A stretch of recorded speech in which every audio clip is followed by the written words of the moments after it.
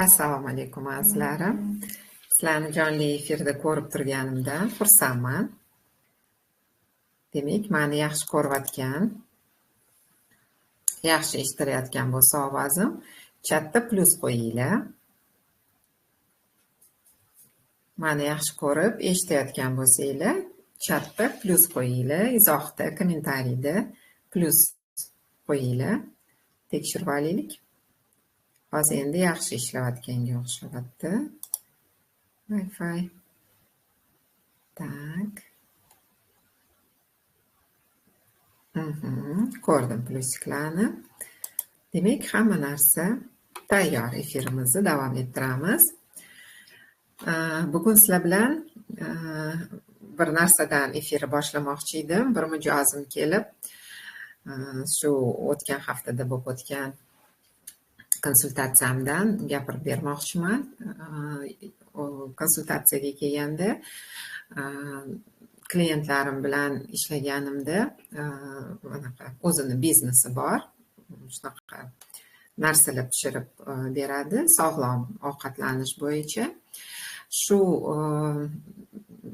o'zimda klientlarimga, mijozlarimga, o'zimni shu narsalarimga, qilgan ishimga narxini aytmoqchi bo'lsam, shunda tiligim xuddi taglayimga yopishib qolgandek bo'ladi. Gapirib aytolmayman degan so'zlarni gapirdi, xuddi ichim muzlab qolgandek bo'ladi degan so'zlarni aytdi.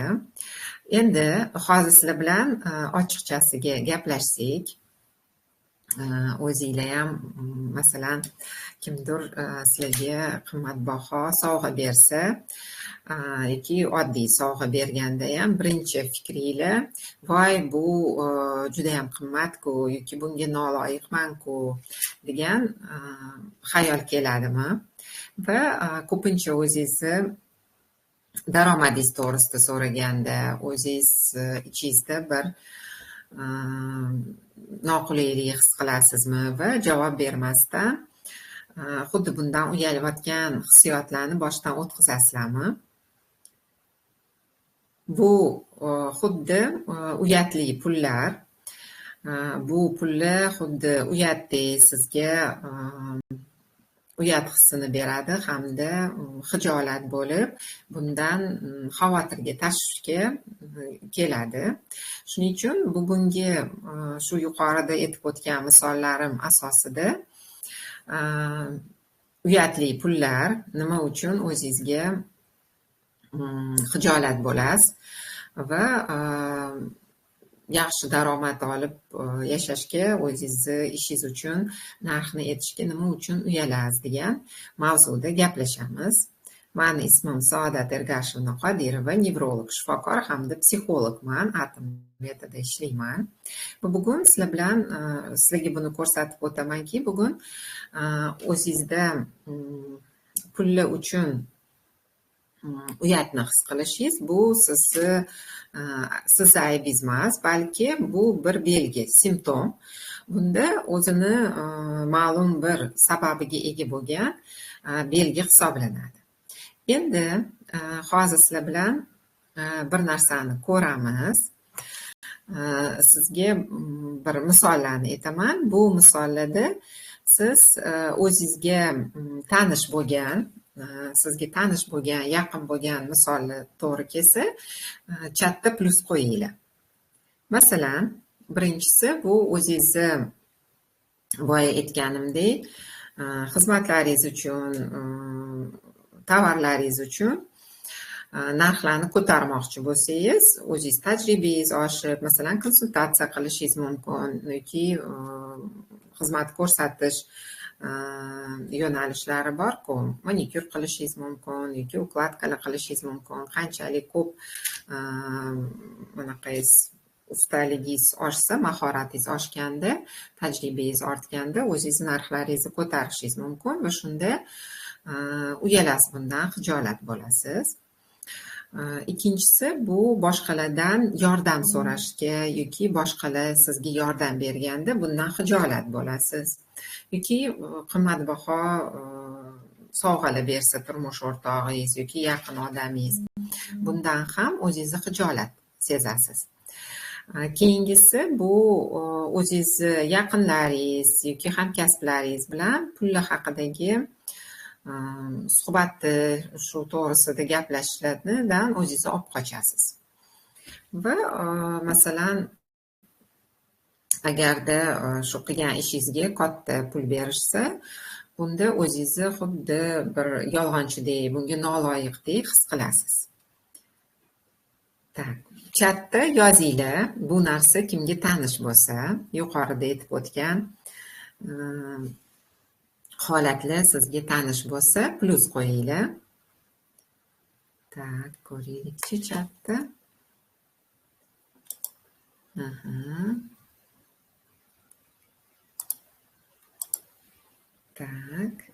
Ko'rdim pluslarni. Rahmat. Ochiqchasiga yozganinglar uchun rahmat. Bunaqa narsada siz o'zingiz yolg'izmasiz. Bu narsa, bugun shu narsa to'g'risida gaplashamizki, sizlarga bitta diagnostika ham o'tib beraman va praktika ham o'tib beraman. Va endi sizlarga nima uchun olgan pullaringlar sizga xursandchilik, bir quvonch olib kelmaydi, erkinlik olib kelmaydi, balki uyat hissini chaqiradi. Nevrolog sifatida shuni aytishim mumkinki, katta pullar yoki o'zingiz noloyiq deb o'ylagan shunaqa bo'lib tuyuladi odamlarga. Pullarni ishlaganingizda miyangiz buni xuddi xavf-xatardek his qiladi. Miyamizda shunaqa mindaливидное тело, amigdala degan qism bor. Shunaqa joyi bor miyani, juda kichkinagina, lekin bu ichki insonni qo'rquvi, xavotirini belgilab beradigan markaz hisoblanadi. Va bu markaz, masalan, bir xil odamlarda bu markaz shikastlangan bo'lganda umuman hech qanaqa qo'rquvni sezmaydi. Emotsiyalarimizni boshqarib turadigan limbik sistemani bir qismi hisoblanadi. Shunda tanamiz yurak urishi, kaftlarimizni terlashi bilan va xuddi tanamiz kichkina bo'lib, shunaqa kichkinalashib qolgandek bo'lishga moyil bo'ladiki, bu fiziologik holat. Lekin nima uchun pullar bu xavf-xatar degan savol qo'zg'ayiladi. Bunda psixolog sifatida javob beradigan bo'lsam, pullarni o'zida xavf-xatar turmaydi, balki bunda sizni oilaviy tizimingizda bor bo'lgan ko'rinmas bir qonunlar ishlaydiki, oilaviy tizimda bular shunga shu qonunlar xavf-xatar soladi. Shu oilaviy tizimingizdagi yozilgan qonunlarni buzilishi xavfi tug'ilganda bu pullar xavfdek ko'rinadi. Shunda uyatli pullar bo'lishiga 3 ta asosiy asl sabablar bo'ladi. Ularni hozir sizga aytib o'taman. Masalan, kambag'allikka bo'lgan moyillik oilaviy tizimda. Bunda agar oldin buvalaringizni buvasida surgun qilingan yoki mol-mulkka musodara qilingan odamlar bo'lsa, butun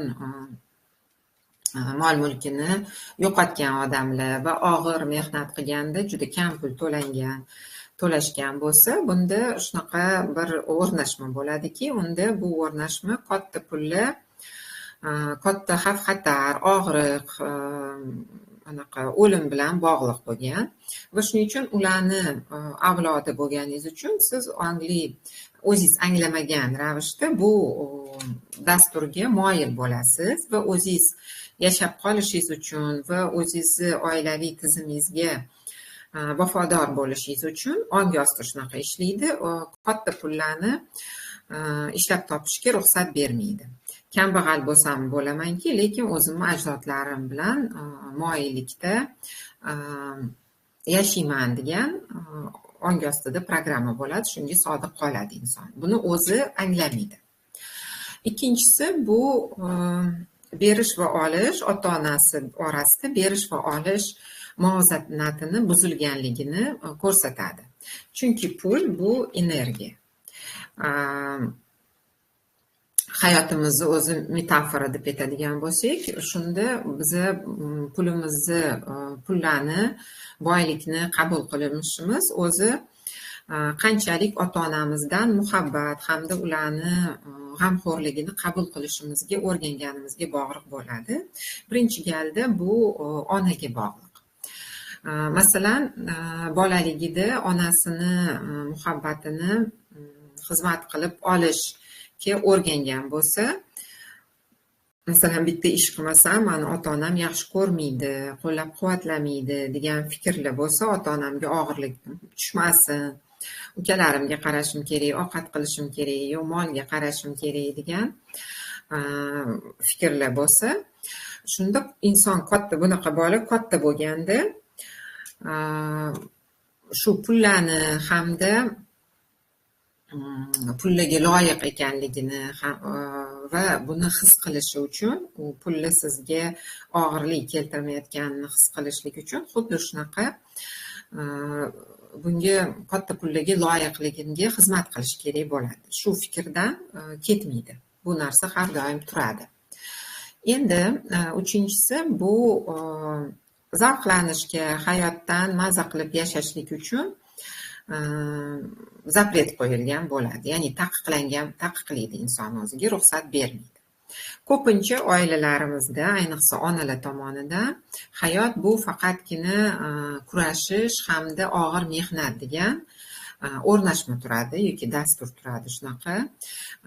Quvonch, xursandchilik, maza qilib zavqlanish, o'ziga pul sarf qilish, vaqtini sarflash bu uyat degan fikr turadi, o'rnashma turadi. Undan tashqari pullarni masalan bir to'lovlarga, oilasi uchun, ro'zg'or uchun, oziq-ovqat uchun ishlatmasdan faqatgina o'ziga ishlatishlik bu aybdorlikka chaqiradi. Chunki muhimroq narsalar bu ro'zg'or, bolalariga, uyiga, har xil kreditlarini to'lashga bu muhim hisoblanadi. Shunaqa hisoblab o'rgatilgan bo'ladi. Keyin agar siz pullarni shu ro'zg'orga yo boshqa narsalarga ishlatmay o'zingizga ishlatsangiz, bu narsa xuddi ajdodlaringiz sha'niga ularga sotqinlik qilayotgandek bo'lasiz va bunga o'zingizga ruxsat bermaysiz. Buni ham inson o'zi hech qachon anglamaydi, bilmaydi. Noto'g'ri qilyapman-ku deb uyat hissiga hamda aybdorlik hissiga kirib ketaveradi. Savollaringiz bo'lsa, izohda yozinglar. Sizlar bilan hozir diagnostika o'tamiz. Bunda sizlarga 3 ta savol beraman va bu savollarni maqsadi, vazifasi o'zingizdagi birinchi keladigan halol javobni, tanangizni reaksiyasini hamda fikrlaringizni, nima fikrlar keladi, buni hammasini belgilab olish va ko'rish. O'zingizda buni belgilab ko'rish. Bu faqat analiz qilish kerak emas, tahlil qilish kerak emas, balki faqatgina bunga e'tibor berishingiz kerak bo'ladi.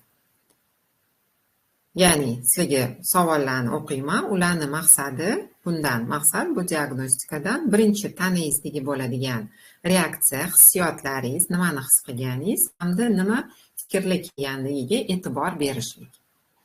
Demak, birinchisi, buning uchun qulay joyga o'tirib olinglar. Oyoq qo'llaringizni chalishtirmaysizlar, suyanib o'tirasizlar. Tak, ko'zinglarni yumib olganinglar yaxshi. Va burnimizdan chuqur nafas olamiz. Nafas olganingizda qorningizni pastigacha nafas olishingiz kerak. Qorningiz xuddi havo to'lganda eshib chiqadi. Va og'izdan chiqaramiz. Yana bir marta.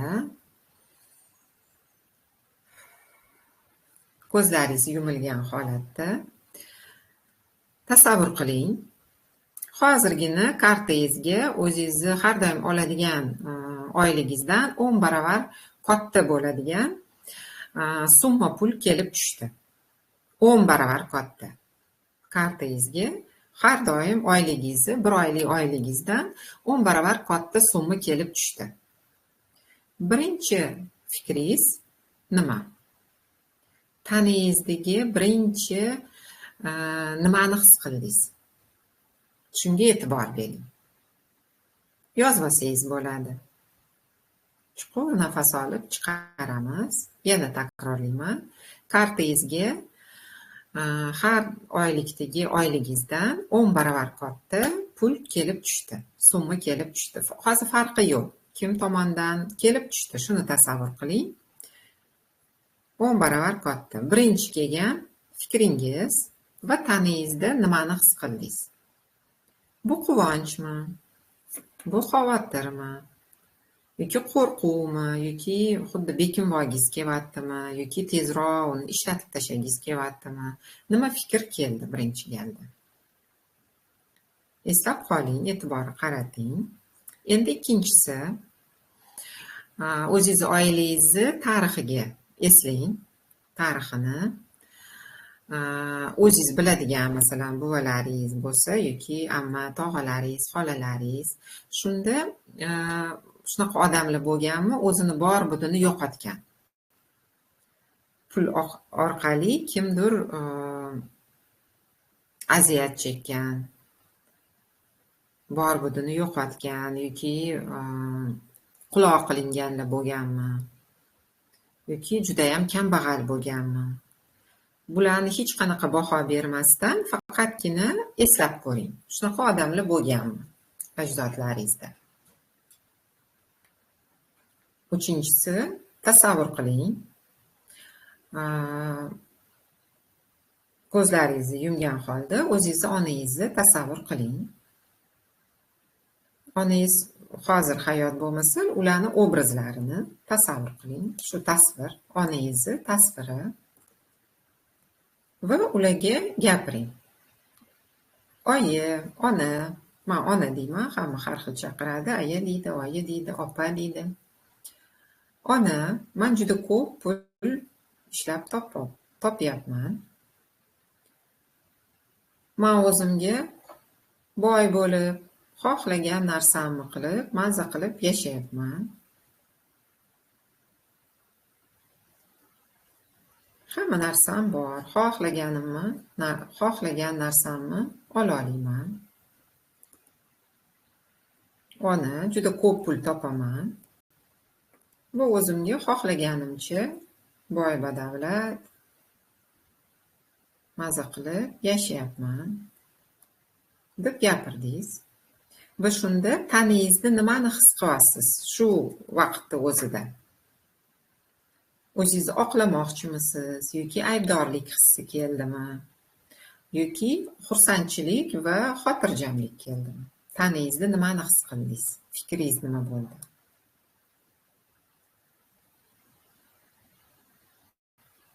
Shu 3 ta savolga javob bu sizni moliyaviy ssenariyingizga kalit hisoblanadi. Agar shu 3 ta punktdan bittasida uyat hissi yoki bo'lmasa taranglik sezgan bo'lsangiz yoki xavotir sezgan bo'lsangiz, siz o'zingizda boshqa o'zingiz ajdodingizdagi qarindoshlaringizni programmasini, dasturini ko'tarib yurgan bo'lasiz. Shu yuqoridagi 3 ta aytib o'tgan holatda. Bu shunaqa qisqa sizni moliyaviy holatingiz bo'yicha, ssenariysi bo'yicha diagnostika edi. Tak, taassurotinglarni yozsanglar bo'ladi. Tak, hozir chatni ko'rib oling.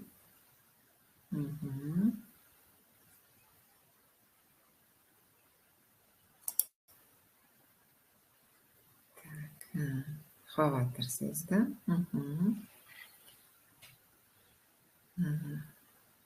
Qo'rqqandek bo'ldim. Hayajon bosdi. Yaxshi. Ham xursand, ham hayajon. Tak, yaxshi. Bu shu moliyaviy ssenariy kaliti.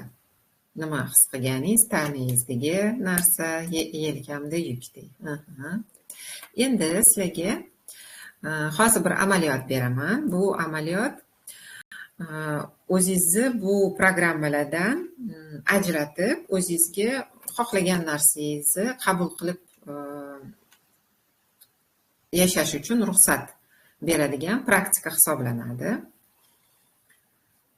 O'zingizga ruxsat berishga va xohlagan narsangizni qabul qilishga, bu ssenariylardan o'zingizni ajratishga yordam beradigan amaliyot. Bunda ham qulay o'tirib olinglar, suyangan holatda oyoq qo'linglarni chalishtirmaysizlar. Chuqur nafas olib chiqaramiz va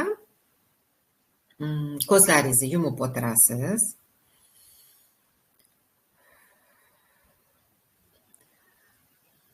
Oyog'ingiz yerga tegib turadi va shu tayanchni his qilinglar. Oyog'ingizda tayanch hissi bo'lsin. Chuqur nafas olib chiqaramiz. Endi ko'zingizni oldida tasavvur qiling. Onangiz chap tomonda va otangiz o'ng tomonda turishganini. Ularni obrazlari, tasvirlari juda ham katta. Siz ularni oldida kichkina qiz yoki kichkina bola bo'lib turibsiz. Ularni kichkina farzandisiz. Otangiz katta obrazlari. Farqi yo'q, ular necha yosh bo'lishi hozir. Hozir o'zingiz necha yoshligingiz ham farqi yo'q. Siz har doim ota-onangizga ularni farzandi bo'lib qolasiz. Qizi yoki o'g'li. O'zingizni o'rningizni bu joyda his qiling. Bu joy qanchalik xavfsizligini, bu joy qanchalik to'g'riligini va o'zingizni shu bolalik joyingizdan ota-onangizga qarang va xayolan yoki ovozingizni chiqarib bu so'zlarni mani ketimdan qaytaring. Ona, ota, sizni yaxshi ko'raman, sizdan minnatdorman. Siz kattasiz, men kichkinaman. Siz bergan hayotni qabul qilaman va uni juda ham qadrlayman. O'zimga baxtli bo'lishga, badavlat bo'lishga ruxsat beraman. Buning uchun menga fotiha bering, duo qiling. Shu so'zlarni ovoz chiqarib yoki xayolan aytsanglar ham bo'ladi. Chuqur nafas olib chiqaringlar. Hamda bu narsalarni gapirganingizda tanangizda nima o'zgarishlarni his qildingiz? E'tibor beringlar. Tanangizda iliqlik sezdingizmi yoki yig'lagingiz keldimi, yosh keldimi ko'zingizga? Yelkangizda yengillik paydo bo'ladi ko'pincha. Bu narsani bor bo'lishiga o'zingizga ruxsat bering. Bu amaliyot sizni hayotdagi o'rningizni va o'zingizni muvaffaqiyatingizni o'zingizga qaytarishga ruxsat beradigan amaliyot. Chuqur nafas olib chiqaringlar. Bu holat yoqimli. Chuqur nafas olib chiqaringlar. Va sekin ko'zinglarni ochib, hozirgi efirimizga qaytsanglar bo'ladi. Bir so'z bilan chatda yozinglar, nimani his qildinglar? Praktikada nimani his qildinglar? Chatda yozinglar. Iliqlik sezdim debdilar. Tak. Yuk tushgandek, yaxshi. Yengillik, quvonch. Yig'lagim keldi debdilar. Yaxshi. Tak. xotirjamlik, yengillik. Xo'p, yaxshi.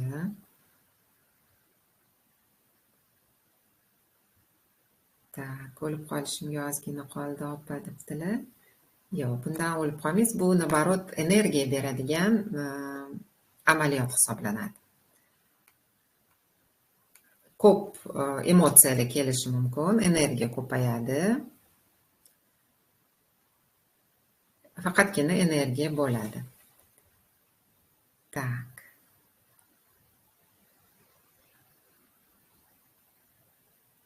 Tak, rus tilini bilaman. Bugun o'zbek tilida efirimiz. Tak, yaxshi, rahmat.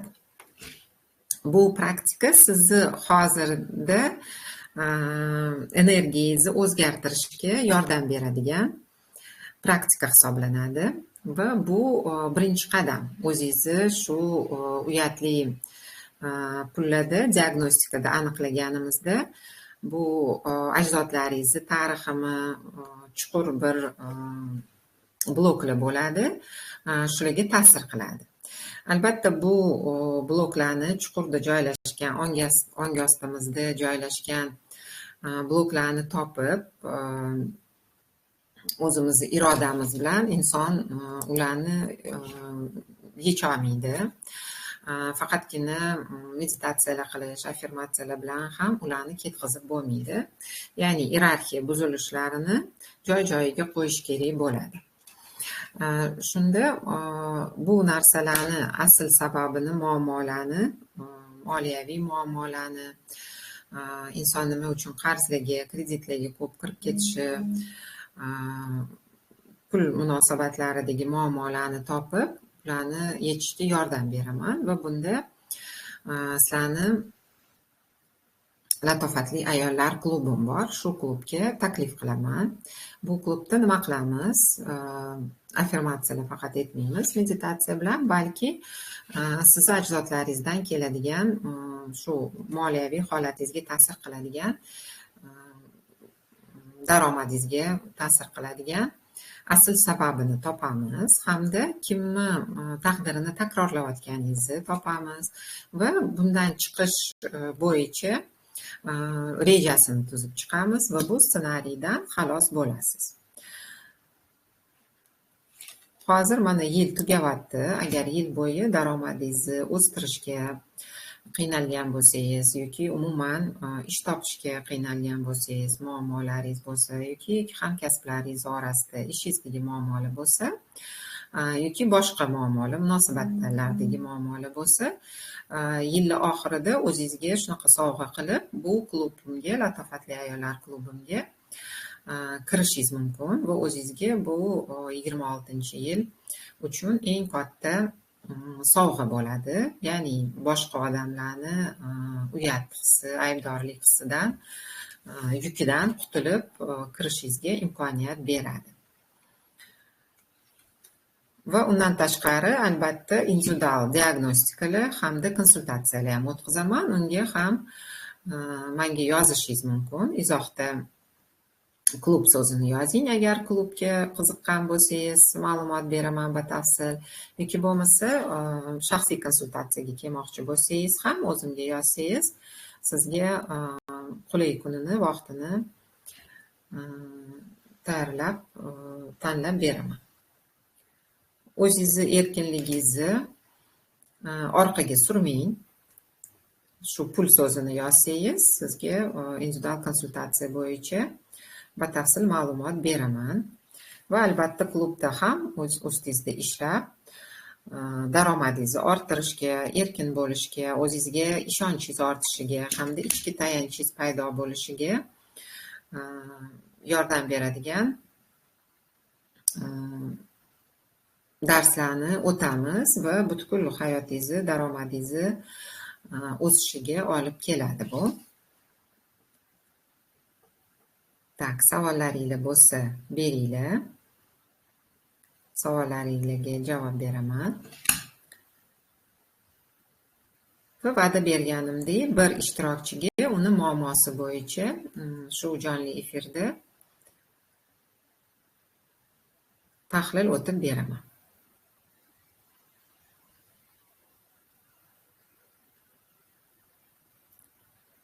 efir bo'yicha qanaqa savollaringlar bor, pullar bo'yicha yoki munosabatlar bo'yicha nima savollaringlar bor, uni yozinglar. Bugungi jonli efirimizdan eng muhim narsa sizlarga nima bo'ldi? O'zinglar bilan qaysi bir anglashliklarni oldinglar? O'zinglarda nimani ochdinglar, tushundinglar? Bu haqda ham yozinglar. Va kim tayyor bo'lsa tahlil o'tishga, bir ishtirokchiga uni muammosi bo'yicha tahlil o'tib beraman. YouTube'da bizani ko'rayotgan, efirimizni ko'rayotgan ishtirokchilarga Telegram kanalimga o'tishni taklif qilaman, chunki Telegram kanalda oson mikrofonni bosib gapirsa bo'ladi va tahlil o'tkazish ham oson. YouTube'da endi to'g'ridan to'g'ri muloqot qila olmaymiz.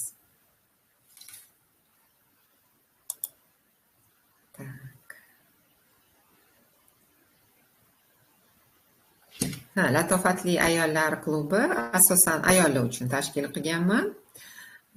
Erkaklar ham kirsa bo'ladi. Nomi shunaqa, latofatli ayollar. Yaxshi, foydali o'zingizga ma'lumotlarni olasiz.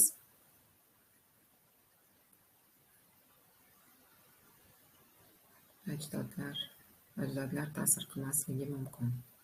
Ta'sir qilmasa-chi? Hozirgi bergan misollarimda va o'zimni tajribamdan kelib chiqqan holda aytishim mumkinki,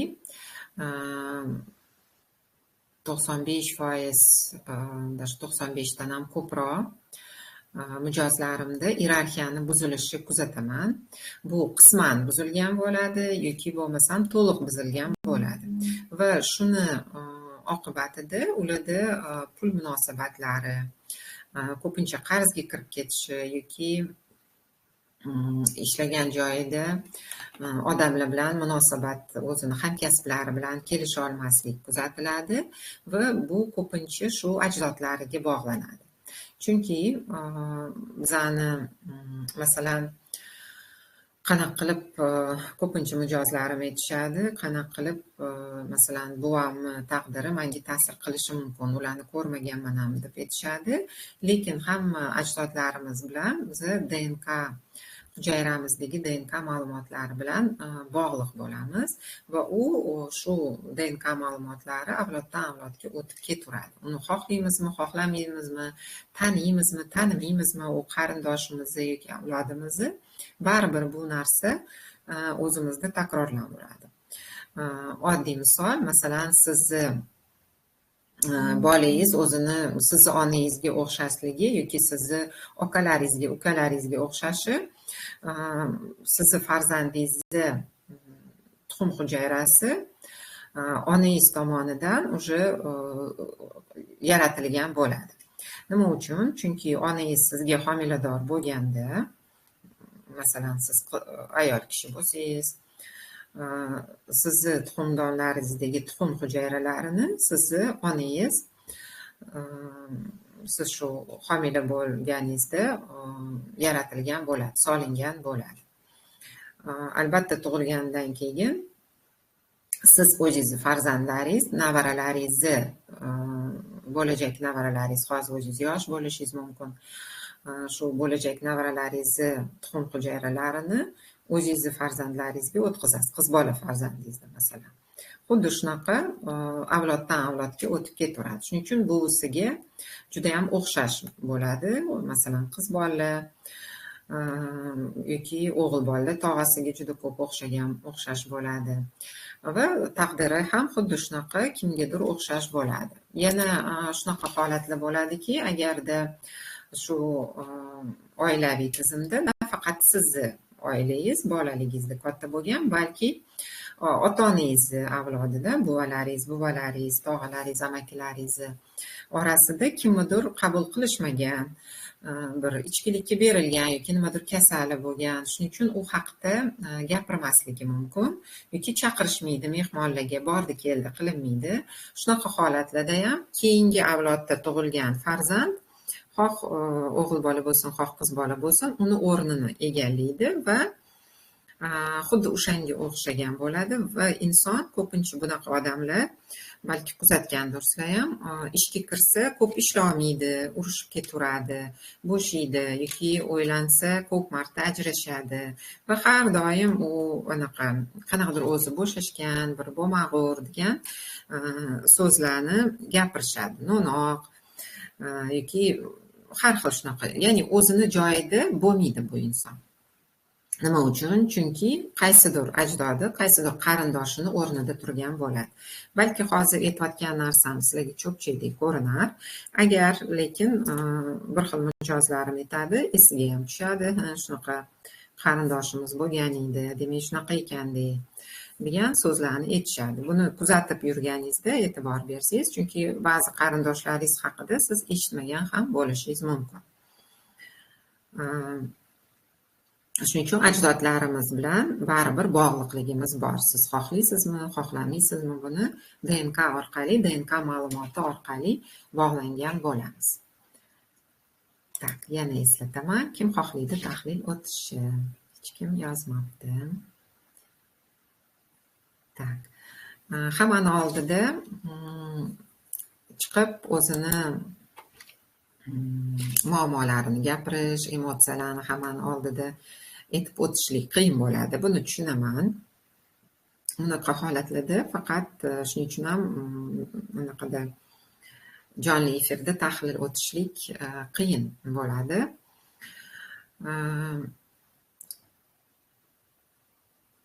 Bunaqa holatlarda individual konsultatsiyaga sizlarni taklif qilaman. Va unda bitta o'zimiz birga bir gaplashamiz. Hech kim bo'lmaydi atrofimizda, hech kim eshitmaydi. Albatta jonli efirda zapisda qoladi. Boshqalar ham eshitadi, uni kanalga joylashtiraman. Tak, bo'lmasam jonli efirimizni yakunlaymiz. Aktiv ishtirok etganinglar uchun katta rahmat. O'zingizlarning yana savollaringiz paydo bo'lsa, jonli efirdan keyin praktika hamda diagnostikalarni bajargandan keyin u haqdagi taassurotinglarni yozib qoldiringlar va umuman savollaringiz bo'lsa, yozib qoldiringlar. Keyingi jonli efirlarni shu sizlarning savollaringiz asosida tayyorlab beraman. Hammanglarga katta rahmat. Yaxshi dam olinglar. Hammanglarni quchoqladim. Keyingi efirlarda uchrashguncha xayr.